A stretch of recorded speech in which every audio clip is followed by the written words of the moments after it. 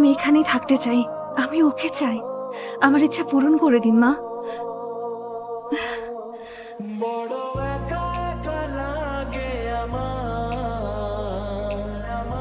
Thank you, by.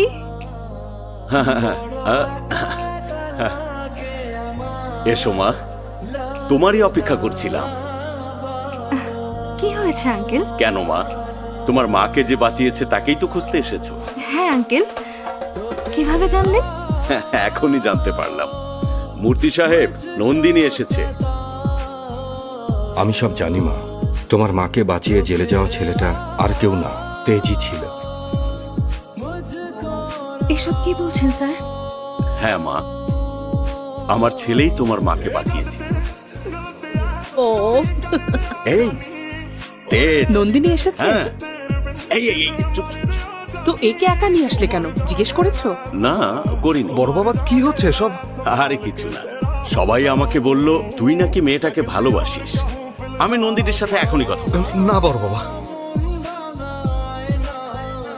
কি হয়েছে, তুই মানা করছিস কেন? হ্যাঁ নন্দীকে আমি ভালোবাসি, কিন্তু এটা আমার ব্যাড লাক। ওর মনের কথা জানার আগেই ওর অ্যাক্সিডেন্ট হয়ে যায়, আর ও সব ভুলে গেছে। তারপরও কোনোভাবে ওর ভালোবাসা পাওয়ার প্রচেষ্টায় আমি ওর চোখে একটা ফ্রড হয়ে থেকে গেছি বড় বাবা। আমার ভালোবাসা ওর উপর চাপানো ঠিক হবে না। না বড় বাবা, বাদ দিন। শোন তেজ বাবা, সবকিছু তো ঠিক আছে, তাহলে এমন কথা কেন বলছিস তুই? হ্যাঁ তেজ, এখন বললে নন্দিনী রাজি হয়ে যাবে। হ্যাঁ হয়তো রাজি হবে, আমার জন্য হয়তো জীবনও দিয়ে দেবে, কিন্তু সেটা ভালোবাসা হবে না। কি বলছিস? ঋণ শোধ করা হবে বড় বাবা। তোমাকে চেনার আগেই তোমাকে ভালোবেসেছি। ভাইয়া কি বলছো? ও যদি তোমাকে চেনার আগে ভালোবেসে থাকে? এটা সত্যি না। যেদিন এসেছিলাম সেদিনই ও মানত করেছিল যেন আমরা আলাদা হয়ে যাই। এটা করাই ঠিক হবে।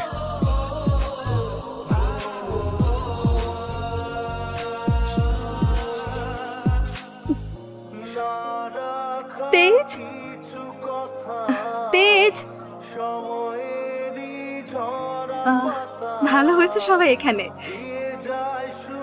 তেজ, সন্ধ্যায় ফ্লাইট, ড্যাড এয়ারপোর্টে ওয়েট করবে। তাহলে আমি আসি। নমস্কার আন্টি।